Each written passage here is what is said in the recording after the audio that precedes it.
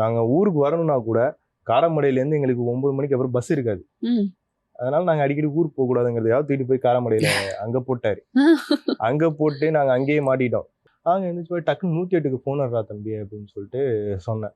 அவன் எடுத்து ஃபோன் எடுத்து பார்த்துட்டு ரொம்ப நேரம் தேடிக்கிட்டே இருந்தான். ஏடா தேடுற அப்படின்னு சொன்னா, ஆனால் நம்பர் என்கிட்ட இல்லைண்ணே அப்படின்னு. ஐயோ, மோனா மேமோட சைல்ட்ஹுட் வெர்ஷன் தான் நாங்கள் ஷூட் பண்ண போவோம். அவன் ஃபோன் பண்ணி மேம் உங்களுக்கு ஷூட் இருக்குன்னு சொல்லிடுவான். குழந்தை கேரக்டருக்கு நாங்கள் ஃப்ளாஷ்பேக் போர்ஷன் ஷூட் பண்ண போகிறோம். அவன் மோனா மேம்க்கு கால் பண்ணி மேம் உங்களுக்கு ஷூட் இருக்குன்னு சொல்லிடுவான். அவங்க கால் பண்ணி என்ன மணி எனக்கு ஷூட் இருக்கா, நீங்க ஊருக்கு போக சொன்னீங்க, உங்களுக்கு இல்லையே மேம் அப்படின்னு சொல்லிட்டு அதுக்கப்புறம் தான் கேட்டாங்க, நீங்க தான் பஸ் நின்று எழுதிருக்கீங்களே அப்படின்னு சொல்லிட்டு கேட்பாங்க. நிறைய பேர் வந்து ஒரு நல்ல தியேட்டரிக்கல் எக்ஸ்பீரியன்ஸ் அப்படின்னு சொல்லி அதுவும் இல்லாம நிறைய பேர் சொல்றாங்க இந்த படம் ஓடிடிக்கு வந்தா இன்னும் கொஞ்சம் நல்லா கிடைக்கும் அப்படின்றாங்க. எனக்கு என்ன பயம்னா ஹாரர் அப்படின்றதுனாலே சுத்தி சவுண்ட் எஃபெக்ட்ஸ் அடிக்கணும். ஸோ அந்த ஒரு இது கிடைச்சாதான் அந்த ஒரு எக்ஸ்பீரியன்ஸ் கிடைக்குமோ அப்படின்ற ஒரு பயமும் எனக்குள்ள இருக்கு. பிருந்தா, இன்னைக்கு விருந்தினர் பக்கத்துல கெஸ்ட் யாருன்னு சொல்லிடலாமா? சொல்லிடலாம். சாத்தான் திரைப்படத்தின் மூலம் தமிழ் சினிமாவில் இயக்குனராய் அறிமுகமாயிருக்கும் மணிகண்டன் ராமலிங்கம் அவர்களே இன்றைய நம் விருந்தினர். வணக்கம், எப்படி இருக்கீங்க? நல்லா இருக்கேன். ஓகே, ஸோ சாத்தான் த டார்க் அப்படிங்கிற சூப்பர் டூப்பரான ஒரு மூவி வந்து எங்களுக்காக கொடுத்துருக்கீங்க. ஒரு டைரக்டரா எந்த அளவுக்கு ஹாப்பியா இருக்கீங்க? இல்லை, ரொம்ப சந்தோஷமா தான் இருக்கு. நான் இவ்வளோ தூரம் எக்ஸ்பெக்ட் பண்ணவே இல்லை. ஒரு இந்த படம் ஆக்சுவலாக ஏ சென்டர் மட்டும்தான் டார்கெட் பண்ணி எடுத்தது. அது எங்களுக்கு வந்து பிஎன்சிலையும் கொஞ்சம் நல்ல ரீச் நல்லாவே கிடைச்சிருக்கு. ஸோ அதனால எனக்கு ரொம்பவே ஹாப்பியாக தான் இருக்கு. நிறைய கால்ஸும் வந்துட்டு இருக்கு. அன்எக்ஸ்பெக்டட் பிளாட்ஃபார்ம்ஸ்லேருந்தும் எங்களுக்கு ரிவ்யூஸு ஃபீட்பேக்ஸு எல்லாமே வந்துட்டு இருக்கு. ஸோ அதை பார்க்கும்போதெல்லாம் எனக்கு ரொம்ப சந்தோஷம். படம் ரிலீஸ் ஆகி தியேட்டர்ல சக்சஸ்ஃபுல்லா போயிட்டு இருக்கு. இந்த படத்தோட பார்ட் 2 எதிர்பார்க்கலாமா? நீங்க எண்டிங்கும் பாத்தீங்கன்னா ஒரு டு பி கண்டினியூட் மாதிரி தான் எங்களுக்கு வந்து சீட்டேஜ்ல உட்கார வச்சிருக்கீங்க. So part 2 எதிர்பார்க்கலாமா? கண்டிப்பா எதிர்பார்க்கலாம். இப்போ ஒரு ஹாஃப் கிட்ட எங்களுக்கு வந்து அது முடிஞ்சிருச்சு. ரிமைனிங் வந்து கொஞ்சம் ஒரு பெரிய ஸ்கேல்ல போலாமே அப்படின்னு சொல்லிட்டு நீங்க படம் பார்த்தவங்களுக்கு தெரியும். ஃப்ளாஷ்பேக் போர்ஷனில் விக்டோரியா அப்படின்ற ஒரு கேரக்டர் வந்திருக்கும். ஸோ அந்த கேரக்டரை சுற்றி நிறைய Anglo Indian characters, white peoples characters எல்லாமே இருக்கும். ஸோ அதை வந்து நிறைய ஃபெமிலியர் கேரக்டர்ஸை வச்சு, செலிபிரிட்டிஸை வச்சு அதை மூவ் ஆன் பண்ணலாம் அப்படின்னு சொல்லிட்டு ஒரு தாட்டில் அது ஒரு பெரிய ஸ்கேலில் பண்ணலான்னு சொல்லிட்டு வச்சுருக்கோம். ஸோ இது எண்டிங் இல்லாமல் இல்லை, இந்த கதை வந்து இதோட பண்ணி அந்த ஒரு டியூரேஷனுக்குள்ளே இது பண்ண முடியல. ஸோ அந்த கியூரியாசிட்டிலே அப்படியே இருக்கட்டும். ஓகே, ஸோ உங்களோட முதல் படமே வந்து ஒரு பயங்கர ஒரு ஹாரர் ஸ்கிரிப்டை வந்து சூஸ் பண்ணியிருக்கிறீங்க. இது உங்களோட டெசிஷன் தானா, இல்லை how you got into the script? இல்லை, நாங்கள் பொதுவாக ப்ரொடியூசர்ஸ் அப்ரோச் பண்ணும்போது ஒரே ஒரு ஸ்கிரிப்டோட போக மாட்டோம். ஸோ 3 ஸ்கிரிப்ட் எடுத்துகிட்டு போவோம். அந்த ப்ரொடக்ஷன் வந்து இந்த இயருக்கு என்ன கான்செப்டில் போகலாம் அப்படின்னு சொல்லிட்டு அவங்க ஒரு தாட்டில் இருப்பாங்க. நாங்கள் 3த்தையும் ப்ரெசென்ட் பண்ணுறப்ப அதில் அவங்க செலக்ட் பண்ணி இதில் நீ கான்ஃபிடென்ட்டாக இருக்கேன்னு கேட்டு தான் எங்களை வச்சு செலக்ட் பண்ணுவோம். அப்போ செலக்ட் பண்ணும்போது எந்த அளவுக்கு உங்களுக்கு கான்ஃபிடென்ஸ் இருந்தது? இல்லை, எனக்கு ஃபர்ஸ்ட் படமே இது வந்து ரொம்ப டாஸ்க்கு தான்.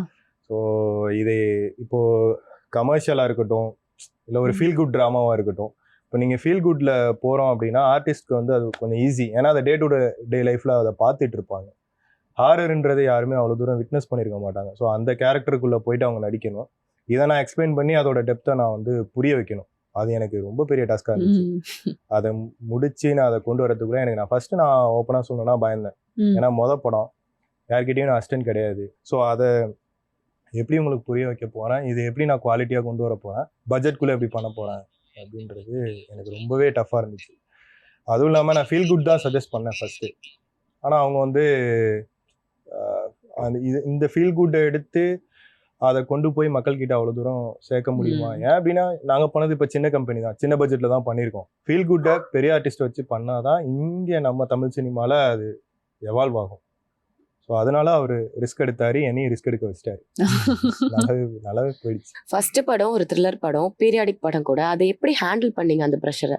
என்னோட டீம் எல்லாருமே வந்து புதுசு தான், எல்லாருமே எக்ஸ்பீரியன்ஸ் கிடையாது. மியூசிக் டைரக்டராக இருக்கட்டும், எல்லாருமே வந்து டெபியூ தான். எனக்கு ரொம்ப பேக் போனாக அமைஞ்சது ப்ரொடக்ஷனை தாண்டி டிஓபி கேமராமேன். அவர் நல்ல எக்ஸ்பீரியன்ஸ்டு.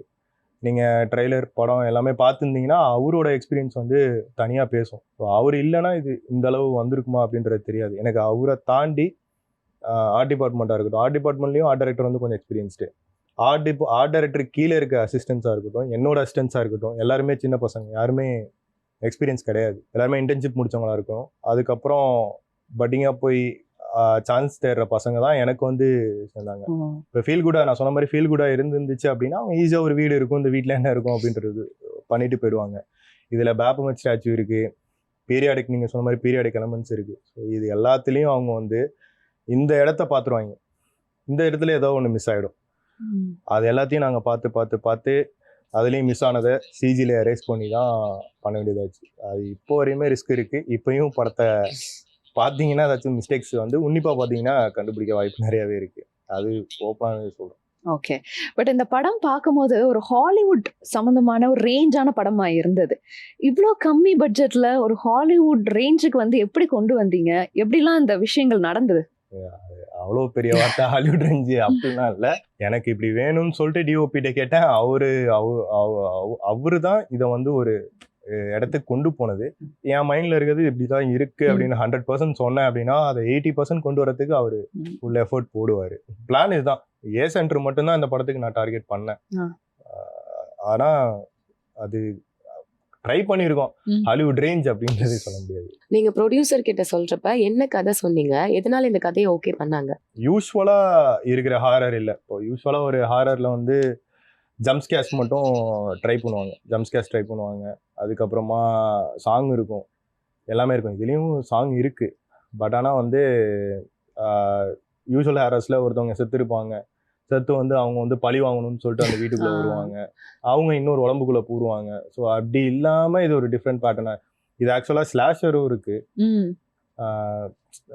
ரத்தம் அந்த மாதிரி அது நிறைய இருக்குது. அதுக்கப்புறம் சைக்கலாஜிக்கல் இருக்குது, அதுக்கப்புறம் கமர்ஷியலும் இருக்குது. ஸோ இது எல்லாமே சேர்ந்து இருக்கிற வாசி தான் ப்ரொடியூசர் வந்து ஈஸியாக பிடிச்சி போச்சு அப்படின்னு நினைக்கிறேன். அது சொல்லப்போனால் இந்த கான்செப்ட் வந்து தமிழ் சினிமாவில் இதுவரையும் வரல. டிஃப்ரெண்டான ஒரு கான்செப்ட். இந்த கதையை வந்து நீங்க பிட்ச் பண்ணும்போது ப்ரொடியூசர் கிட்ட நீங்க இன்னும் 2-3 கதைகள் கூட சொன்னதா சொன்னீங்களா? அது எந்த மாதிரி கதைகள்? அது என்ன மாதிரி ஒரு ஜானரா? நீங்க ஃபர்ஸ்ட் எழுதுனது பொலிட்டிக்கல் த்ரில்லரு. அது வந்து ரொம்ப பெரிய ஸ்கேலு, அது டபுள் ஹீரோ சப்ஜெக்ட். ஸோ அதை தான் நான் ஃபஸ்ட்டு வந்து பிட்ச் பண்ணேன். அது இவங்க பட்ஜெட்டால் அஃபோர்ட் பண்ண முடியாது. அதுக்கப்புறமா இது வந்து நான் சொன்னது வந்து ஒரு ஃபீல் குட் மாதிரி, கொஞ்சம் எமோஷ்னலி கனெக்ட் ஆகிற மாதிரி ஒரு சப்ஜெக்டு. அதை பார்த்தா எப்படின்னா, இப்போ கூட ஒரு படம் ஆஸ்கர் வரையும் போச்சு மும்பையில், இஷான் கட்டாரும் ஜான்வி கபூரும் ஒரு படம் பண்ணாங்க. அது எப்படின்னா, அந்த பையன் 12th ஃபெயில் பார்த்துருக்கீங்க. ஸோ அந்த மாதிரி வந்து இந்த பையன் சக்ஸஸ் ஆவானா மாட்டானா அப்படின்ற மாதிரி இங்கே ஒன்று பண்ணணும் அப்படின்னு ரொம்ப ஆசைப்பட்டு அதை தான் சொன்னேன் அவர்கிட்ட. அது ஒரு பெரிய ஆர்டிஸ்ட் இருந்தால் இது கண்டிப்பாக பண்ணலாம் அப்படின்னு சொல்லிட்டு அவர் சொல்லிட்டாரு. அதுக்கப்புறம் இது என்னன்னு தெரில, எனக்கு இவருக்கு இதுதான் பண்ணணும் அப்படின்னு சொல்லிட்டு உதகாலன்ட்டாரு. நான் கன்வின்ஸ் பண்ணது அந்த 2வது ஸ்கிரிப்டுக்கு தான் கன்வின்ஸ் பண்ணேன். ஆனால் அவர் இதுதான் பண்ணணும் அப்படின்னு சொல்லிட்டு உதகாலன்ட்டாரு. ஓகே. ஸோ உங்களோட அடுத்த கதை அதுவா இருக்குமோ? நான் செகண்ட் அதுதான் சொன்னேன், அதுதான் நான் பண்ணணும். ஓ ஃபைன். கதை சொல்லிட்டீங்க, ப்ரொடியூசரும் ஓகே சொல்லிட்டாரு. இந்த ஆர்டிஸ்ட் செலெக்ஷன்லாம் எப்படி நடந்தது? ஏன்னா நீங்க எழுதுறப்ப வந்து இவங்களெல்லாம் யோசிச்சு எழுதி இருக்க மாட்டீங்க. எப்படி இவங்கெல்லாம் இந்த கதைக்குள்ள வந்தாங்க? ஃபர்ஸ்ட் நான் பவுண்ட்லே செலக்ட் பண்ணது ஸ்ரீஜா ரவி மேம் தான். அவங்க ஸ்டோரி போர்டு போடும்போதே அவங்க அந்த நன் கெட்டப்ல உட்காந்துட்டாங்க. அவங்கள இது பண்ணோம். நான் மோனா மேம் வந்து இதில் பார்த்துருக்கேன், பாக்கியலட்சுமி அப்படின்ற ஒரு சீரியல் அது பண்ணியிருந்தாங்க. அதுக்கப்புறமா ஹாட்ஸ்பாட் பண்ணியிருந்தாங்க. அதுக்கப்புறம் அவங்களோட நிறைய இதெல்லாம் பார்த்துருக்கேன், ப்ரொஃபைல்ஸ் எல்லாமே பார்த்துருக்கேன். ஆனால் ஒரு டவுட் இருந்துச்சு, ஏன்னா அந்த கேரக்டர் வந்து ரொம்ப டஃப்பான கேரக்டர். ஸோ அது பண்ணுவாங்களா அப்படின்ற ஒரு டவுட் வந்து எனக்கு ரொம்ப இருந்துச்சு. அதை என்னால் ஓப்பனாக கேட்கவும் முடியல. டஃப்பாக இருக்குமே, இது பண்ணுவீங்களா மாட்டிங்களா, இல்லை ஏதாச்சும் சொல்லிடுவீங்களா அப்படின்னு சொல்லிட்டு கொஞ்சம் ரொம்ப சீனியர் ஆர்டிஸ்ட் வேறு. அதுக்கப்புறம் கொஞ்சம் ஹெசிடேட் பண்ணி ஓகே பண்ணிட்டேன். பேசி இன்னொருத்தர் மூலியமாக பிடிச்சி ஓகே பண்ணிட்டேன். வந்துட்டு ரிஹர்சல் வாங்க மேம்னு சொல்கிறது கொஞ்சம் பயமாக இருந்துச்சு. ஏன்னா அவங்க நடிக்கிறது நல்லா நடிப்பாங்கன்னு எல்லாருமே சொல்லிட்டாங்க. ஆனால் இந்த கேரக்டர் கொஞ்சம் டஃப்பான கேரக்டர். ஸோ அதனால வாங்க அப்படின்னு சொல்லிட்டு ரிஹர்சல் போகிறப்ப பார்த்தா நான் கெஸ் பண்ணது தப்புன்ற மாதிரி எல்லாமே சிங்கிள் டேக்கில் அடிச்சிட்டாங்க. அவங்களோட மோனா மேமோட இதுக்கு வந்து இப்போ வரையும் எனக்கு வந்து ரொம்ப பாசிட்டிவ் ஃபீட்பேக்ஸ் வந்துட்டு இருக்கு. அவங்களையும் வந்து நிறைய பேர் அட்ரஸ் பண்ணி இந்த படத்துக்கு நீங்கள் தான் தூக்கி ஒரு த்ரில்லிங்கான மொமெண்ட்ஸ் கொடுத்துருக்கீங்க அப்படின்னு சொல்லிட்டு நிற்க வச்சிட்டாங்க. ஓகே. அதுக்கப்புறம் ஐரா சொல்லவே தேவையில்ல. அவங்களும் எனக்கு அப்போலேருந்து அவங்களோட ஆக்டிங் இது தெரியும் எனக்கு.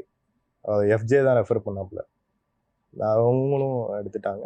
எஃப்ஜேவை சுழல் பார்த்தே நான் ஃபிக்ஸ் பண்ணிட்டேன். அதுக்கப்புறம் ஒரு சர்ப்ரைசிங்கான கேரக்டர் இருக்கு, யஷ்வந்த் அப்படின்னு ஒரு பையன் முரளி கேரக்டர் பண்ணியிருக்கான். அந்த பையன் வந்து இப்போ அடுத்தடுத்து பெரிய ப்ராஜெக்ட்ஸ் பண்ணியிருக்கான். இப்போ இந்த படத்தில் அவன் ஒரு இன்ட்ரோல் பிளாக்ல ஒரு எலிவேஷனான சீன் பண்ணியிருக்கான். அவன் வந்து இந்த அளவு ரியலிஸ்டிக்காக பண்ணுவானா அப்படின்றது ஸ்பாட்ல எனக்கு நல்லாவே தெரியும். ஓகே. ஸோ யூஸ்வலாகவே இந்த மாதிரி ஒரு ஹாரர் த்ரில்லர் சப்ஜெக்ட்லாம் ஒர்க் பண்ணும்போது இல்லை ஸ்கிரிப்டெல்லாம் ரிசர்ச் பண்ணும் போதெல்லாம் வந்து நிறைய அந்த ஹாண்டிங்கான எக்ஸ்பீரியன்சஸ்லாம் நடக்கும் அப்படின்னு சொல்லி நாங்கள் கேள்விப்பட்டிருக்கோம். உங்களுக்கு பர்சனலாக ஏதாவது இப்படி நடந்ததா? இல்லை எனக்கு அதில் பொதுவாக எனக்கு அதில் அந்தளவு நான் நம்பிக்கை இல்லை. ஆனால் ஒரு மாதிரி நெகட்டிவ் ஃபீலிங் எனக்கு கிடைச்சிருக்கு. என்ன அப்படின்னா, இந்த மாதிரி பேயோ பிசாசோ அந்த மாதிரிலாம் இல்லை. அது ஸ்கிரிப்ட் எழுதி அதையே யோசிச்சு இப்போ நீங்கள் என்ன விஷயமோ அதிகமாக யோசிக்கிறீங்களோ அதுதான் நீங்கள் தூங்குறப்பையும் வரும். அதை பற்றி தான் உங்களுக்கு அதிகமான தாட்ஸ் வந்து ஓடிட்டே இருக்கும். ஸோ இந்த ஸ்கிரிப்ட் நான் எழுதும்போது ஒரு வாரம் கிட்ட எனக்கு அந்த ஒரு பேட் ஃபீலிங் இருந்துகிட்டே இருந்திருக்கு. படத்தில் 3 மார்ச்சுரி சீன் இருக்கு. ஓகே. ஆமாம், அந்த சீனை நான் எழுதுறேன் அப்படின்னா, இந்த பணம் அப்படி இருக்கு, இதை வந்து இப்படி அறுப்பாங்க, போஸ்ட்மார்ட்டம் பண்ணும்போது இதை வெளியில் எடுப்பாங்க. அதுக்கப்புறமா இந்த இதில் நம்ம ரிசர்ச் பண்ணும்போது படிச்சிருப்போம்ல, செத்ததுக்கு அப்புறம் 7 நிமிஷத்துலேருந்து 9 நிமிஷம் ரிவர்ஸில் வரும் நம்மளோட டிஏஜிங், அதெல்லாம் எப்படி இருக்கும், அது எப்படி அந்த பணம் ஃபீல் பண்ணும் அப்படின்றதெல்லாம் நான் யோசிச்சிருக்கேன். அதெல்லாம் யோசிக்க எனக்கே வந்து எனக்கு இப்படி ஆயிருமோ, எனக்கு இப்படி ஆயிருமோ அப்படின்ற மாதிரிலாம் எனக்கு அந்த ஒரு பேட் தாட் வந்து ஒரு வாரம் இருந்து, அதுக்கப்புறம் நான் 2 நாள் ரெஸ்ட் எடுத்துட்டு தான் அதுக்கப்புறம் திரும்பவே கண்டினியூ பண்ணேன். அது ரொம்ப டிஸ்டர்ப் பண்ணுச்சு. அது நான் பொய் சொல்லலை. இது மாதிரி அந்த பேட் தாட்டுக்குள்ளேயே நான் மாட்டிட்டு சுத்திட்டு இருந்திருக்கேன். ஓகே. அதுல இருந்து எப்போ வெளியே வந்தீங்க? ஆஃப்டர் ரிலீஸ், படம் ரிலீஸ்க்கு அப்புறம் தானா? ஷூட்டு போறப்ப இவங்களே மறக்க வச்சிட்டாங்க. ஏன்னா அது அவங்க இது வந்து ஜஸ்ட் ஷூட் அப்படின்ற மாதிரி எங்களுக்கு வந்து அதுக்கப்புறம் போயிடுச்சு. ஸ்கிரிப்டுன்றப்ப எப்படி பீப்புள் கிட்ட நம்ம கனெக்ட் பண்ணோம் அப்படிங்கிறதுக்காக ரியாலிட்டியை வந்து கனெக்ட் பண்ணுறதுக்கு தான் நம்ம பார்ப்போம். அது வந்து அது அந்தளவு நம்மளும் அதை ரியலிஸ்டிக்காக அது கூட கனெக்ட் ஆகணும். அப்போ தான் வந்து அந்த ப்ரீ ப்ரொடக்ஷன்லேயே நான் மாட்டிக்கிட்டேன். ஷூட் போகிறப்பையும் போஸ்ட்லேயும் வந்து எனக்கு அந்தளவு இதாக தெரில. அந்த ஒரு மொமெண்ட் அவ்வளோதான். அதுக்கப்புறம் பெருசாக ஒன்றும் இல்லை. இப்போ நார்மலாகவே பார்த்தீங்கன்னா ஒரு த்ரில்லர் ஹாரர் படம் எடுக்கிறாங்கன்னா அந்த படம் எடுக்கிறதுக்கு முன்னாடி சில பரிகாரங்கள் ரிச்சுவல்ஸ் மாதிரி நம்ம பண்ணுவோம். நீங்கள் அந்த மாதிரி இந்த படம் எடுக்கிறதுக்கு முன்னாடி ஏதாவது பூஜைகள் அந்த மாதிரி ஏதாவது பண்ணுவோம்? டெய்லியுமே பண்ணோம். ஏன்னா சீனு டெத் இருக்கு. ஸோ அதனால டெய்லியும் திஷ்டி சுற்றி போடுறது அந்த மாதிரி. அது இப்போ ப்ரொடியூசர் ஒரு மூட்டையில் தட்டிட்டு வந்து வச்சிட்டாரு. ஏன்னா பணமாக விழுந்துட்டே இருக்கும் சீன் பை சீனு. ஸோ அதனால அது வந்து எடுத்துட்டு வந்து அவரே வச்சிட்டாரு. இந்த ஸ்கிரிப்ட்ல அவங்க கூட ஒர்க் பண்ண டீம் எப்படி ஃபீல் பண்ணாங்க? இந்த நெகட்டிவ் வைப்ரேஷன்ஸ்லாம் டீமுக்குள்ளேயே இருந்ததா? அதை அவங்க எப்படி ஓவர் கம் பண்ணாங்க?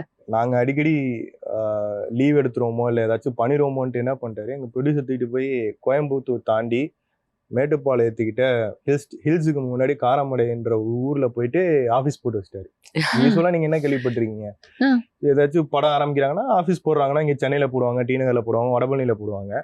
நாங்கள் ஊருக்கு வரணும்னா கூட காரமடையிலேருந்து எங்களுக்கு 9 மணிக்கு அப்புறம் பஸ் இருக்காது. அதனால நாங்கள் அடிக்கடி ஊருக்கு போகக்கூடாதுங்கிறதையாவது தூக்கிட்டு போய் காரமடையில் அங்கே போட்டார்.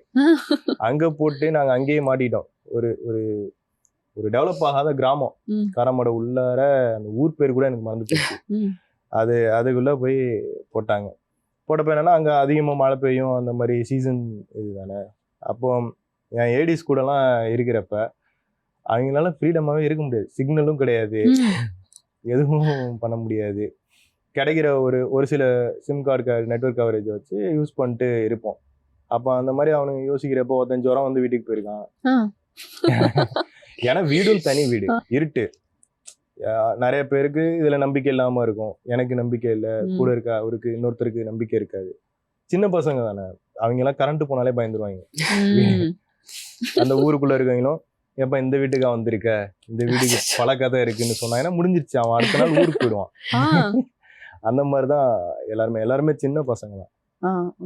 பட் அந்த மாதிரி ஒரு இடத்துல உட்கார்றப்ப இன்னும் உங்களுக்கு கதைக்கு நிறைய கண்டென்ட் கிடைச்சிருக்கும்ல? நிறையவே கிடைச்சிருக்கு. அவங்களும் யோசிச்சு சொல்லுவாங்க. ஏன்னா எங்க தாத்தாவுக்கு இப்படி நடந்திருக்கு, எங்க அப்பாவுக்கு இப்படி நடந்திருக்கு, இதுல பண்ணுவோம், அதை அதுல பண்ணுவோம் அப்படின்னு சொல்லிட்டுலாம் அவனுங்களும் நிறையவே சொல்லியிருக்காங்க. ஆனா அவங்களாம் ஓப்பனா பயந்துருவாங்க. உங்களோட ஏடி டீம்லயே வந்து கடுப்பேத்துற ஏடி யாரு? ஏன்னா எது சொன்னாலும் வந்து அதுக்கு ஆப்போசிட்டா செய்வாங்க, புரியாத மாதிரியே நடந்துப்பாங்க, இல்ல புரிஞ்சிருக்கும், அந்த மாதிரி இருக்கக்கூடிய ஏடினா யார சொல்வீங்க? எல்லாருமே எல்லாருமேவா?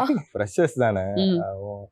அது இப்போ நான் இது உங்கள்கிட்ட சொன்னேன்னா அது என்னதான் சொல்றேன்னு அவங்களே நினைச்சுப்பாங்க. 5 பேருமே மாறி மாறி நினைச்சுப்பாங்க. ஆ, ஆனா நான் சொல்றது அந்த 5 பேர்ல ஒருத்தன் தான் இருப்பாங்கல்ல. ஆ. அவங்க எல்லாருமே நல்ல பசங்க. ம். ஒரே ஒரு விஷயம், இந்த படம் வந்து ஸ்க்ரீன்ல பார்த்தோம் அப்படின்னா நீங்க கேக்குறீங்களா இது இந்த ரேஞ்சில் இருக்கு அந்த ரேஞ்ச், அதுல அவனுங்களும் ரொம்ப மெயின் பார்ட்டு, ம். ரொம்ப எஃபர்ட் போட்டிருக்கானுங்க. ஃபர்ஸ்ட் படம் மாதிரி அவங்களும் ஒர்க் பண்ணல. ஆனா எல்லாருக்குமே ஃபர்ஸ்ட் படம் தான். ம். கத்துக்கிட்டு தான் பண்ணாங்க. அதுக்கு ஒரு டைம் எடுத்துக்கிட்டாங்க, அவ்வளவுதான். ம். ஆப்போசிட்டா பண்றது எல்லாருமே ஆப்போசிட்டா தான் அப்படியா? பண்ணுவாங்க. ஏன்னா நான் முன்னாடியே சொன்ன மாதிரி தான், அவருக்கு நெல்சன் சாருக்கு இருக்கிற மாதிரி ஆ. எனக்கும் 2-3 பேர் இருக்காங்க. இருக்காங்களா? சோ எல்லார் லிஸ்ட்லயும் அந்த மாதிரி இருப்பாங்க போல. கண்டிப்பா இருப்பாங்க. ஓகே. உங்க ஏடிஸோட ஒரு சுவாரஸ்யமான சம்பவம் நடந்ததா கேள்விப்பட்டோம். ஒரு ரியல் இன்சிடென்ட் அங்க ஒண்ணு நடந்துட்டு இருக்கப்ப நீங்க ஏதோ எமர்ஜென்சி கால் பண்ண சொன்னீங்களா? அந்த சம்பவத்தை பத்தி சொல்லுங்க. அது ஒன்றும் இல்லை. இப்போ நாங்கள் வந்து இதில் ஷூட் பண்ணோம். அட்டப்பாடி அப்படின்ற ஒரு ஏரியா, கோயம்புத்தூர் தாண்டி அட்டப்பாடி அப்படின்ற ஒரு ஏரியாவில் போயிட்டு ஷூட் பண்ணோம். அது கேரளா தமிழ்நாடு பார்டரு, அதை ஒட்டி தான். அங்கே வந்து அந்த ஒரு கிராமத்தில் வந்து நாங்கள் இருப்போம். அங்கே எங்களுக்கு நெட்வொர்க் கவரேஜ் எதுவுமே கிடையாது. அங்கேயே ஸ்டே பண்ணி அங்கேயே ஆர்ட் ஒர்க் பண்ணி ஆர்டிஸ்ட்டை மட்டும் ஷூட் அப்போ வர வச்சுட்டு நாங்கள் வீட்டுக்கு வந்து அனுப்பிச்சிடுவோம். அப்போது என்ன ஆயிடுச்சு, எங்கள் அசிஸ்டன்ட் பசங்க எல்லாருமே வந்து ஒர்க் பண்ணிகிட்டு இருக்கப்ப அங்கே அந்த ஊருக்குள்ளே வந்து குடிச்சிட்டு சுற்றுற ஆட்கள் இருப்பாங்களா, அதில் ஒரு வயசான ஆள் வந்து ரெகுலராக வந்து ஹைலே தான் இருப்பாப்புல. குடிச்சிட்டு என்ன நாள் என்ன கிளம்பியா இருக்கட்டும் அப்படியே தான் இருப்பாப்புல. ஷூட்டு நடக்கிறப்ப வம்பிழ்த்துட்டே தான் இருப்பாரு. அவர் வந்தா ஷூட்டு நிக்கிற மாதிரியெல்லாம் போயிருக்கு. அதனால என்ன பண்ணுவேன், எனக்கு இருக்க பசங்கள அவரோட கனெக்ஷன்ல வச்சிருவேன். அப்பதான் அவன்கிட்ட பேசி ஒரு ஃப்ரெண்ட்லியா வந்து அழைச்சிட்டு போக முடியும். ஓகே. அவருக்கு வந்து இவன் அசிஸ்டன்ட் மாதிரி ஆகிட்டேன். அவர் வந்தாலே நீ பாத்துக்கடா அப்படின்னு சொல்லிடுறேன். அப்ப என்ன ஆயிடுச்சு, ஒரு நாள் நாங்க எல்லாம் ஷூட் இல்லாத நாள் வந்து லொகேஷனை ரெடி பண்ண பார்த்துட்டு நானே டிஓபி எல்லாம் வந்து உட்காந்துருக்கோம். அப்போ வந்து என்ன ஆயிடுச்சு, அவர் வீட்டுல இருந்து வெளியில வந்து விழுந்துட்டாப்ல.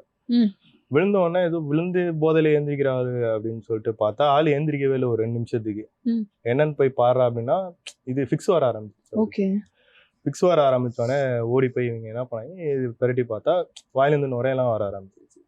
அதனால பார்த்துட்டு அண்ணன் ஃபிக்ஸ் வந்துருச்சுண்ணே என்ன பண்ணுறதுன்னு தெரியல. என்ன பண்ணுங்க ஏதாச்சும் எடுத்து கையில கொடுங்கன்னொடனே இதை இரும்பு எல்லாத்தையும் எடுத்துட்டு வந்து கொடுத்து பார்த்துட்டானுங்க. அந்த ஃபிக்ஸ் நிற்கவே இல்லை. அவர் வந்து ரொம்ப இழுத்துட்டு ரொம்ப அன்கான்சியஸ் ஸ்டேஜுக்கு போயிட்டாரு. அவங்களுக்கு பயம் வந்துருச்சு. பயம் வந்தோடனே அங்கேருந்து கற்று ஆனால் ஏதோ ஆக போதுனே வாங்கினேன் அப்படின்னாங்க. அவங்க எழுந்திரிச்சு போய் டக்குன்னு 108க்கு ஃபோன் வர்றா தம்பி அப்படின்னு சொல்லிட்டு சொன்னேன். அவன் ஃபோன் எடுத்து பார்த்துட்டு ரொம்ப நேரம் தேடிக்கிட்டே இருந்தான். ஏடா தேடுற அப்படின்னு சொன்னா, ஆனால் நம்பர் என்கிட்ட இல்லைண்ணே அப்படின்னு. ஐயோ. ஏன்னா வந்து பார்த்துட்டு 2 பேரும் மாறி மாறி தேடிட்டு இருக்காங்க. நம்பரு தெரியல. எங்களுக்கு வந்து அந்த டைம் வந்து சிரிப்பு கண்ட்ரோல் பண்ணவே முடியல. அடுத்த ஸ்டெப் எங்களால எடுக்கவும் முடியல. ஒன்று வந்து ஆனால் நம்பர் இல்லைண்ணா கொடுங்கண்ணேங்கிறாங்க. டக்குன்னு இதாவில் மளிகை கடைக்காரரு அவர்கிட்ட போய் கேட்குறாங்க. கேட்டுட்டு ஆனால் 108 நம்பர் இருக்கா அப்படின்னு சொல்லிட்டு கேட்டோன்னா அவரு சொல்றாரு, ஏன்டா படிச்ச முட்டாளுங்களா, உங்ககிட்டயே நம்பர் இல்லைன்னா என்கிட்ட எப்படா இருக்கும் அப்படின்னு சொல்லிட்டாரா? அடக்கடலை. அது அந்த மாதிரி 2-3 விஷயம் இருக்கு. 2-3 விஷயம் இருக்கு. வந்து அந்த ஸ்பாட்டில் அது என்னன்னு யோசிக்க மாட்டாங்க. அதுக்கப்புறம் தான் அவங்களே வந்து ரியலைஸ் பண்ணி 108ன்றதே நம்பர் தான் அப்படின்றது ஒரு 30 நிமிஷம் ஆயிடுச்சு. அவர் அந்த நாள் போய் சேர்ந்திருப்பாரு. காப்பாத்திடுச்சு. இருக்காப்ல. இப்ப இருக்காரு என்னன்னு தெரியல. ஏன்னா நாங்க ஷூட் முடிச்சே ரொம்ப நாள் ஆயிடுச்சு. அவர் குடிக்க எங்க இருப்பாருன்னு எங்களுக்கு தெரியல. அதுக்கப்புறம் இந்த மாதிரி 2-3 இன்சிடென்ட் இருக்கு. கார் போயிருக்கும். அங்கேருந்து வந்து ஆனால் இன்னும் கார் சாவி கொடுங்கன்னு கேட்பான். ஏன்னா அது கார் போயிடுச்சுடா தம்பி எடுத்துட்டு போயிட்டாங்க. சரி நான் சாவி கொடுங்கண்ணே அப்படின்னு. அந்த மாதிரி தான் இருக்கும். ஃபிளாஷ்பேக் போர்ஷன்ல ஒரு கேரக்டர் இருக்கும். நாம வந்து இப்போ கேரக்டர் பேர் மர்ஸ்லின் அப்படின்னு சொல்லிட்டு நான் ஷூட்டோட அலமளப்பில் வந்து இன்னைக்கு ஆர்டிஸ்ட் வாண்டட் லிஸ்ட்ல வந்து இந்த ஷெடியூலுக்கு வந்து மர்ஸ்லின் அப்படின்னு சொல்லிட்டு போட்டிருப்பேன். மேலே வந்து ஃபிளாஷ்பேக் போர்ஷன் தான் ஷூட் பண்ண போறோம்னு சொல்லிட்டு பிராக்கெட்ல எழுதியிருப்பேன். அவன் என்ன பண்ணியிருப்பான், கரண்ட்ல இருக்க கேரக்டரோட லிங்க் பண்ணிப்பான். மோனா மேமோட சைல்டுஹுட் வெர்ஷன் தான் நாங்கள் ஷூட் பண்ண போவோம். அவன் ஃபோன் பண்ணி மேம் உங்களுக்கு ஷூட் இருக்குன்னு சொல்லிடுவான். ஆ. குழந்தை கேரக்டருக்கு நாங்கள் ஃப்ளாஷ்பேக் போர்ஷன் ஷூட் பண்ண போகிறோம். ஐயோ. அவன் மோனா மேம்க்கு கால் பண்ணி மேம் உங்களுக்கு ஷூட் இருக்குன்னு சொல்லிடுவான். அவங்க கால் பண்ணி என்ன மணி எனக்கு ஷூட் இருக்கா, நீங்கள் ஊருக்கு போக சொன்னீங்க, உங்களுக்கு இல்லையே மேம் அப்படின்னு சொல்லிட்டு அதுக்கப்புறம் தான் கேட்டேன், ஆனால் நீங்கள் தான் பஸ்லின்னு எழுதிருக்கீங்களே அப்படின்னு சொல்லிட்டு கேட்பாங்க. அப்படிதான் இருப்பாங்க. நாளான்னைக்கு உள்ள ஷூட்டுக்கு உள்ள ஆர்டிஸ்ட் எல்லாத்தையும் நாளைக்கு வர வச்சிருவாங்க, நாளைக்கு வர வேண்டிய ஆர்டிஸ்ட் எல்லாத்தையும் நாளான்னைக்கு வர வச்சிருவாங்க. அது அந்த மாதிரி கொஞ்சம் ஜாலியா போகும்.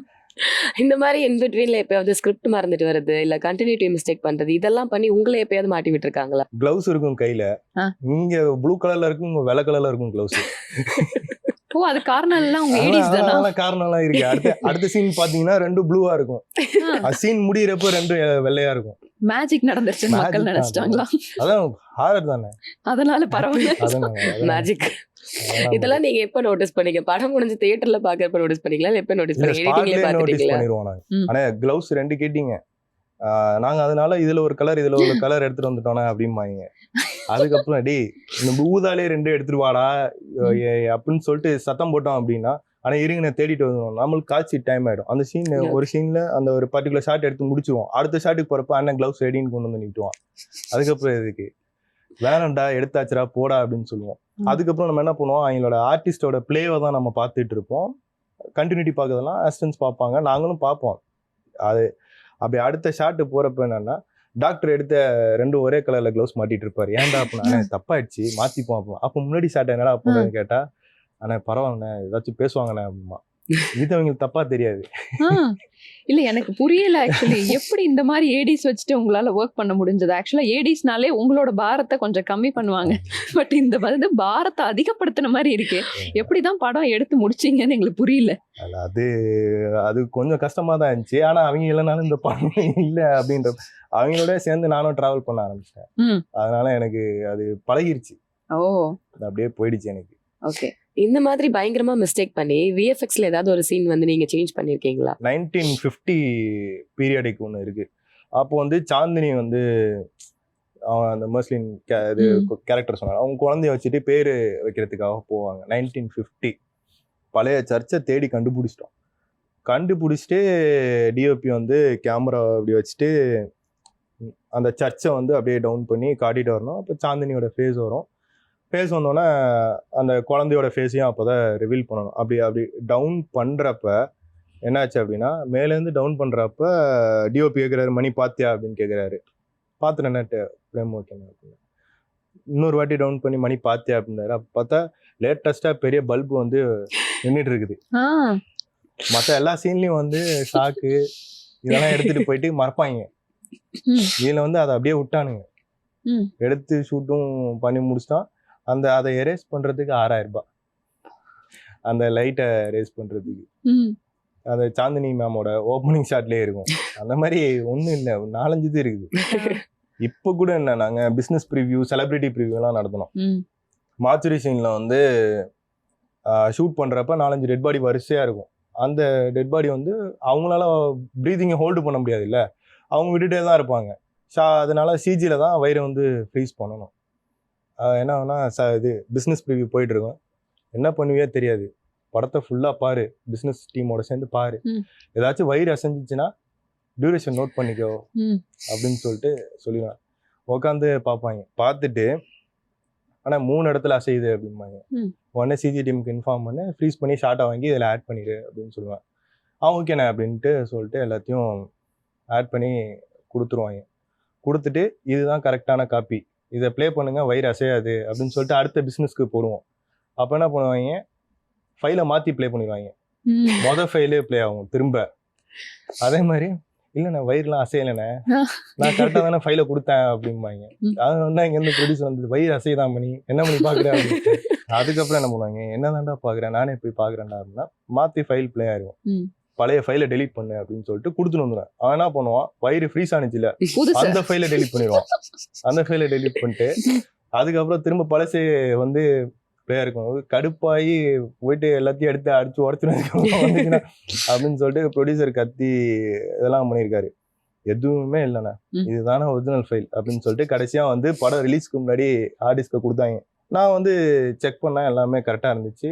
கியூபுக்கு வந்து கொடுத்து முன்னாடி படம் வந்து ரிலீஸ் ஆகிறதுக்கு முன்னாடி நாங்கள் பெரிய டீம் எல்லாம் உட்காந்து படம் பார்ப்போம் இல்லையா, அப்போ ப்ளே ஆகுது. என்ன ப்ளே ஆகுதுன்னா ஃபர்ஸ்ட் டிராஃப்ட் ப்ளே ஆகுது. எல்லா வயிறும் அசையுது, எல்லா காக்காவும் பறக்குது. முதல்ல என்ன பண்ணுமோ சென்சாருக்கு முன்னாடி அந்த படம் ப்ளே ஆயிட்டு இருக்கு.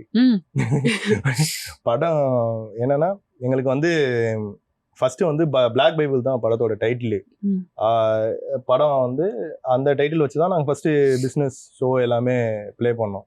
கடைசியாக கியூபுக்கு படம் ரிலீஸ் ஆகிறதுக்கு முதல் நாள் பார்க்குறோம், படத்தோட டைட்டில் அப்படி அந்த மர்டர் ஷாட் முடிஞ்சு பிளாக் ஸ்க்ரீன்ல டைட்டில் வருது, தி பிளாக் பைபிள்னு. சாத்தானே வரல. 1 நம்பர் ஃபர்ஸ்ட் டிராஃப்டை கொடுத்துட்டான். கொடுத்து அதுக்கப்புறம் எல்லாம் டென்ஷன் ஆகி வெக்ஸ் ஆகி அதுக்கப்புறம் ஆனால் அந்த பிளாக் பைபிள் படத்தை பார்த்து பிஸ்னஸ் ஓகே ஆயிடுச்சு. அதுக்கப்புறம் சென்சார்வேஷன் பண்ணி அதுக்கப்புறம் தான் ஃபைல அது படம் 11 மணி தான் ஃபர்ஸ்ட் ஷோ. அந்த ஷோக்கு முன்னாடி வரையும் நர்வஸ்லேயே தான் வச்சிருந்தாங்க. என்னைக்காவது நம்மளுக்கு செட் ஆகாத ஒரு ஹாரர் கதையை எடுத்துட்டோம், நம்ம வந்து ஃபர்ஸ்ட் வேற பண்ணலாம்னு நினைச்சோம், பட் இப்போ இதை எடுத்துட்டோம், இந்த மாதிரி ஏடிஸ் இருக்காங்க, என்னைக்காவது மிட் ஆஃப் த ஷூட்ல வந்து அப்பா போதும்டா சாமி இந்த படமே எனக்கு வேணாம் அப்படின்லாம் யோசிச்சிருக்கீங்களா? இல்ல அது வந்து எந்த அளவுக்கு இங்க பண்ண அந்த அளவுக்கு எனக்கு ஆரம்பத்திலே சொன்ன மாதிரி எனக்கு சப்போர்ட்டா தான் இருந்திருக்காங்க ஃபுல் அண்ட் ஃபுல். ஏன்னா இப்போ எங்களுக்கு வந்து இப்போ பட்ஜெட் இருக்காது, க்ரௌடு எங்களுக்கு தேவைப்படும். என்ன பண்ணுவானுங்கன்னா டக்குன்னு போயிட்டு எல்லா வீட்டுக்குள்ளேயும் பூந்து அவங்க வீட்டுக்குள்ள மாதிரி பேசி சாப்பிட்டு அழைச்சிட்டு வந்துருவாங்க. வந்து சும்மா நில்லுக்கா போதும் அப்படின்னு சொல்லிட்டு அந்த கிராமத்துல இருக்க பாதி பேர்த்த அழைச்சிட்டு வந்துருவாங்க. அந்த மாதிரி அழைச்சிட்டு வந்து ஷூட்ல நிக்க வைக்கிறது. ஏதாச்சும் பொருள் இல்லை அப்படின்னா அந்த வீட்டுக்குள்ள போய் எனக்கு தேவைப்படுதுன்னு எடுத்துட்டு வந்துருவாங்க. ஷாட்டுக்கு எடுத்துட்டு வந்துருவாங்க. அந்த மாதிரி எடுத்துட்டு வந்து இன்டோர் பிளாக்ல உடையிற பானையெல்லாம் அவங்க வீட்டு பானை தான். அந்த மாதிரி அதெல்லாம் அந்த மாதிரி ஃபுல்லா சப்போர்ட்டிவா இருந்திருக்காங்க. இந்த மாதிரி வெக்ஸான சம்பவம் அப்படின்றது இவங்களால மட்டும் கிடையாது, எல்லாராலையும் சேர்த்து தான் எங்களுக்கு வரும். ஏன்னா நிறைய பேருக்கு இப்போதான் பட்டிங் ஆர்டிஸ்டா இருப்பாங்க, அவங்க வந்து இந்த ஹாரர் படத்துக்கு எக்ஸ்ட்ரா எக்ஸ்பிரஷனு எக்ஸ்ட்ரா ஆக்டிங் தேவைப்படும்.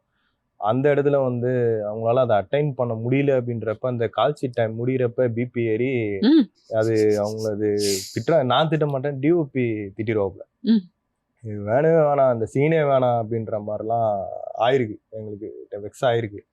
ஏன்னா நாங்கள் பண்ணியிருக்க 2 மாச்சுரி சீன் வந்து ரொம்ப எக்ஸ்ட்ரீமாக நாங்கள் திங்க் பண்ணி தான் பண்ணுது. அது அந்த மாதிரி இந்த மற்ற சர்க்கம்ஸ்டன்ஸ்னால எங்களால் அதை அட்டைன் பண்ண முடியல அப்படின்ற இதெல்லாம் எங்களுக்கு இருக்கு. ஓகே.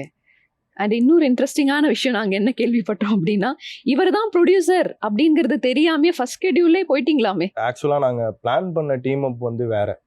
அந்த டீம் அப்பில் போயிட்டு நான் வந்து ஒரு ஒரு எதர்ச்சியாக தான் மீட் பண்ணேன். அந்த மீட் பண்ண ஒரு டைமில் வந்து என்னால் கெஸ் பண்ண முடியல யாருக்கா இருந்தாலுமே. இப்போ நாளைக்கே வந்து நீங்கள் வந்து பெரிய படத்தில் கேஸ்ட் ஆகி ஆர்டிஸ்டாக நீங்கள் இருக்கலாம், அது எனக்கு சர்ப்ரைஸாக இருக்கும். இப்போ நீங்கள் இங்கே இருக்கீங்க, அடுத்து எங்கே இருப்பீங்க அப்படின்றது தெரியாது, நான் எங்கே இருப்பேன்றது. பட் நீங்கள் சொன்னதெல்லாம் நடக்கட்டும் எங்க 2 பேருக்குமே. ஆமாம். ஸோ அந்த மாதிரி எனக்கு வந்து எதாச்சியாக நான் மீட் பண்ணேன். அடுத்து வந்து எனக்கு ப்ரொடியூசராக ஆயிருப்பாங்க அப்படின்றத நான் நினச்சி கூட பார்க்கல. அது வந்து எனக்கு ஃபர்ஸ்ட் ஷெட்யூல் அப்போ தான் எனக்கு தெரியும். ஓகே, உங்களுக்கே ஷாக்காக இருந்திருக்கும் இல்லையா? ரொம்ப ஷாக்கு. நாளைக்கு ஷூட்னா முதல் நாள் நைட்டு சொல்கிறாங்க. அது வரையும் நான் ஒரு பெரிய ஸ்கேலில் போகிற மாதிரி தான் ஒரு பிளான்ல ஒரு பெரிய டீம் அப்பில் தான் இருந்துச்சு. இவங்க எனக்கு கடைசி வரையும் சப்போர்ட்டிவாக இருப்பாங்கன்னு தெரியும். பட் ஆனால் எனக்கு இவ்வளோ பெரிய பொசிஷன் வருவாங்கன்றது. ஓகே, நீங்க செலிபிரிட்டி ப்ரிவ்யூ பாக்குறப்ப எந்தெந்த செலிபிரிட்டி கிட்ட எந்தெந்த மாதிரியான உங்களுக்கு ரெஸ்பான்ஸ்லாம் கிடைச்சது? நிறைய பேர்கிட்ட இருந்து எனக்கு கால் வந்து இந்த மாதிரி படம் வந்து எக்ஸ்பெக்ட் பண்ணலை. ஏன்னா மற்ற பெரிய படங்கள் மாதிரி நாங்கள் வந்து ப்ரொமோஷன் பண்ணி ரீச் அவுட் பண்ணி ஒரு ஹைனஸை கிரியேட் பண்ணி அதை அட்டன் ஆகிடுச்சா என்னன்றதே நான் ஃபீட்பேக்காக வெயிட் பண்ணல. யதார்த்தமாக போயிட்டு படத்தை பார்த்துட்டு இப்போ சாந்தினி மேம்கே நிறைய கால்ஸ் வந்து எனக்கு ஃபார்வர்ட் பண்ணியிருக்காங்க. இந்த மாதிரி படம் பார்த்தேன், நல்லா வந்திருக்கு, ஃபர்ஸ்ட் அட்டம்ப்டே ஒரு பெரிய அட்டம்ப்டாக இருக்குது அப்படின்னு சொல்லிட்டுலாம் விஷஸ் வந்து வந்திருக்கு. ஓகே, சாத்தான் படத்துக்காக உங்களுக்கு கிடைச்ச பெஸ்ட் காம்ப்ளிமெண்ட்? அதான் நீங்கள் ஆரம்பிக்கும் போதே சொன்னீங்களே ஹாலிவுட் ரேஞ்சுக்கு இருக்கு அப்படின்னு சொல்லிட்டு கமெண்ட்ஸ்லேயும் பார்த்துருக்கேன். அதுக்கப்புறமா நிறைய பார்த்தவங்களும் என்கிட்ட வந்து யூஷுவல் தமிழ் ஹாரர் இல்லை, இதோட ஸ்டாண்டர்ட் கொஞ்சம் நெக்ஸ்ட் லெவலில் இருக்குது அப்படின்றதான் எனக்கு பெரிய காம்ப்ளிமெண்ட். இன்னொன்று என்ன அப்படின்னா, ஃபர்ஸ்ட் டைம் டைரக்டர் மாதிரி இல்லை அப்படின்னு சொல்லிட்டு சொல்லியிருக்காங்க. நிறைய பேர் வந்து ஒரு நல்ல தேட்டரிக்கல் எக்ஸ்பீரியன்ஸ் அப்படின்னு சொல்லி சொல்லியிருக்காங்க. Wow, great. அதுவும் இல்லாமல் நிறைய பேர் சொல்கிறாங்க இந்த படம் ஓடிடிக்கு வந்தால் இன்னும் கொஞ்சம் நல்லா கிடைக்கும் அப்படின்றாங்க. எனக்கு என்ன பயம்னா ஹாரர் அப்படின்றதுனாலே சுற்றி சவுண்ட் எஃபெக்ட்ஸ் அடிக்கணும். ஸோ அந்த ஒரு இது கிடைச்சாதான் அந்த ஒரு எக்ஸ்பீரியன்ஸ் கிடைக்குமோ அப்படின்ற ஒரு பயமும் எனக்குள்ள இருக்கு. ஓகே, பட் ஒரு சில ரிவ்யூஸ் வந்தது எப்படி அப்படின்னா இந்த சவுண்ட் எஃபெக்ட்ஸ் கொஞ்சம் ஜாஸ்தியாவே இருக்கு போலயே அப்படிங்கிற மாதிரி ஒரு சில பேர் தன்னோட அபிப்பிராயத்தை ஷேர் பண்ணியிருக்காங்க. நீங்க அதுக்கு என்ன சொல்றீங்க? அது அவங்க என்ன தேட்டர்ல பாக்குறாங்க அப்படின்றது இருக்கு. ஏன்னா இப்போ எல்லா பெரிய ஆர்டிஸ்ட் ஃபிலிம்ஸ் எல்லா பெரிய பேனர்ஸ்க்கு வந்து ஆப்வியஸா அட்மாஸ்கிரீன்ஸ் கிடைச்சிரும், எங்களுக்கு அப்படி கிடைக்காது. அப்போ நான் என்ன லெவலில் வைக்கணும் அப்படின்றதே எனக்கு தெரியாமல் போயிடும். அவங்க போயிட்டு ஏதாச்சும் ஒரு யூஸ்வல் ஒரு நார்மலான தேட்டர்ஸில் பார்த்துட்டாங்க அப்படின்னா அதில் வந்து சவுண்ட் எஃபெக்ட்ஸ் வந்து ஹையாக கேட்கும். இல்லைன்னா நாங்கள் இப்போது தேட்டர் விசிட்டு ஃபேன்ஸோட ரியாக்ஷன் விசிட்ஸ்க்கெலாம் போகிறப்ப ஓரமானு பார்ப்பேன், சவுண்டு வந்து முன்னாடியே தான் வந்துட்டு இருக்கும், கடைசி வரைக்கும் கேட்காது. ஸ்ரீஜா மேம்லாம் எனக்கு கால் பண்ணி மணி சவுண்டே இல்லை மணி தேட்டரில் அப்படின்னு சொல்லியிருக்காங்க. நான் உடனே போயிட்டு மாலில் போயிட்டு மேனேஜர்கிட்ட பேசிட்டு சவுண்டை ஏற்றுங்க, இந்த டெசிபல்ல வைங்க அப்படின்னு சொல்லிட்டு வருவேன். அங்கே சவுண்டே இல்லைன்றாங்க. இன்னொன்று எனக்கு வர ரிவ்யூஸ்ல நானும் பார்த்தேன், சவுண்ட் எஃபெக்ட்ஸ் வந்து காதை கிழிக்கிற மாதிரி இருக்கு, ரொம்ப ஹையா இருக்கு. அது அந்த தேட்டரை பொறுத்து தான். இப்போ இருக்க இந்த காம்படிட்டிவ் வேர்ல்ட்ல நீங்க யார்கிட்டயும் அசிஸ்டண்டா இல்லாம ஒரு கதை எடுத்துட்டு போய் உங்களுக்கு எல்லா ப்ராசஸுமே கொஞ்சம் ஈஸியா இருக்க மாதிரி இருக்கு.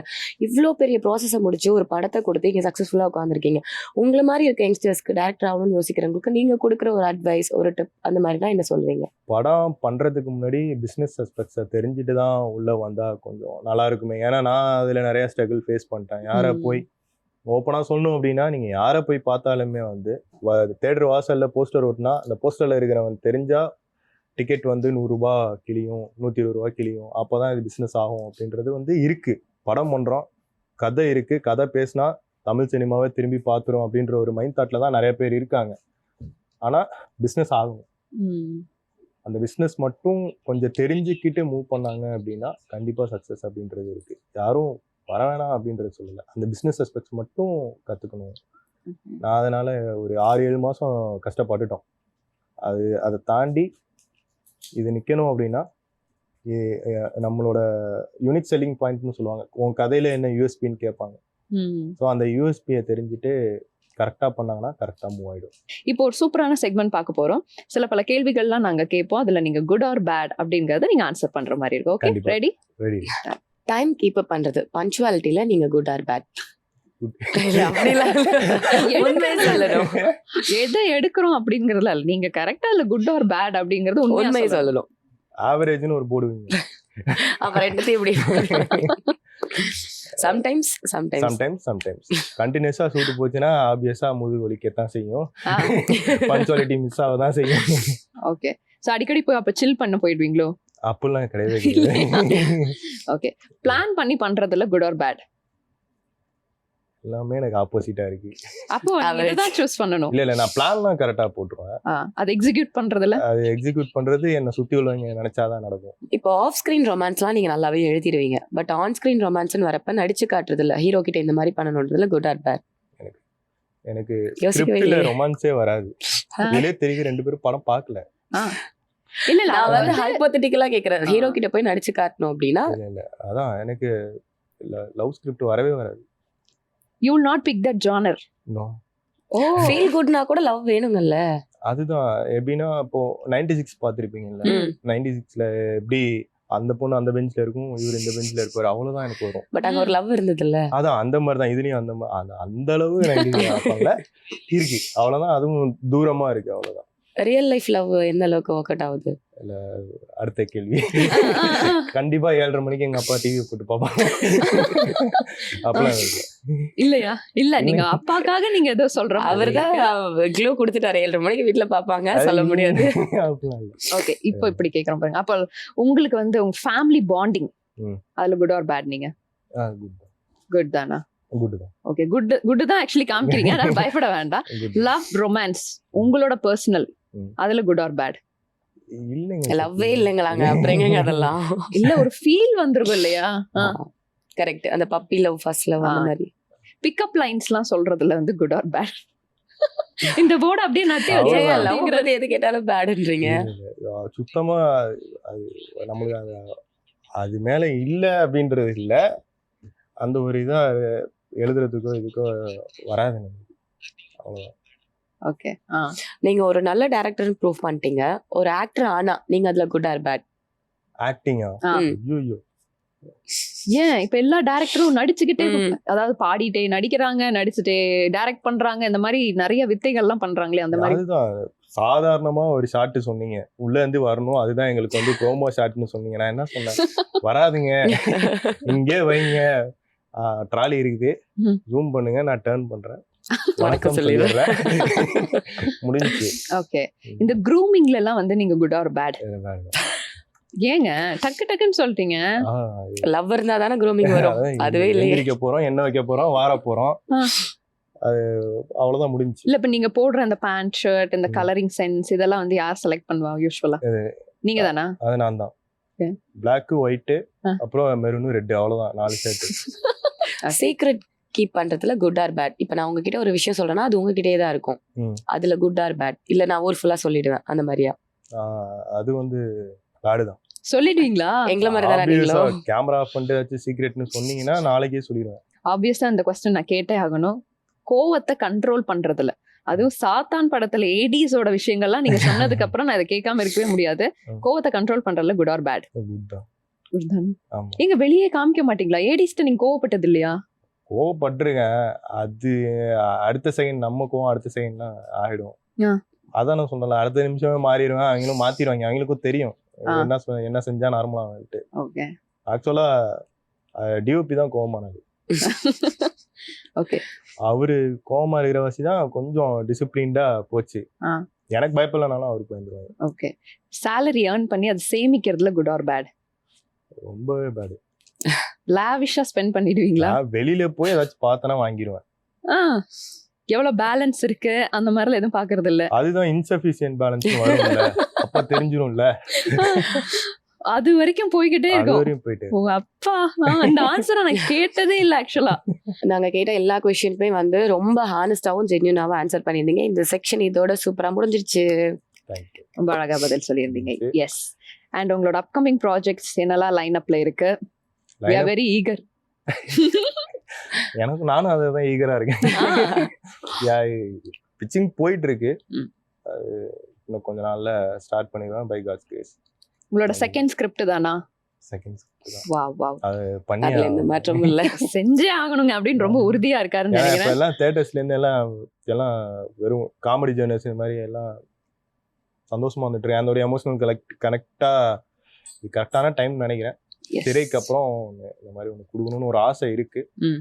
நினைச்ச மாதிரியே ஒரு பட்ஜெட் கிடைச்சிச்சு அப்படின்னா அது வா வா, கிரேட். கண்டிப்பா நீங்க மேனிஃபெஸ்ட் பண்ணுங்க, நிச்சயமா அது நடக்கும். இவ்வளவு நேரம் நாங்க கேட்ட எல்லா கேள்விக்கும் ரொம்ப ஜாலியா அண்ட் ஜென்யூனா பதில் சொல்லியிருந்தீங்க. அண்ட் சாத்தான் படம் மாதிரி உங்களோட எல்லா படங்களும் சூப்பர் டூப்பர் ஹிட் ஆகணும்னு சொல்லி ஜெயா டிவி சார்பாக வாழ்த்துக்களை தெரிவிக்கிறோம். Thank you. Thanks for joining. Thank you.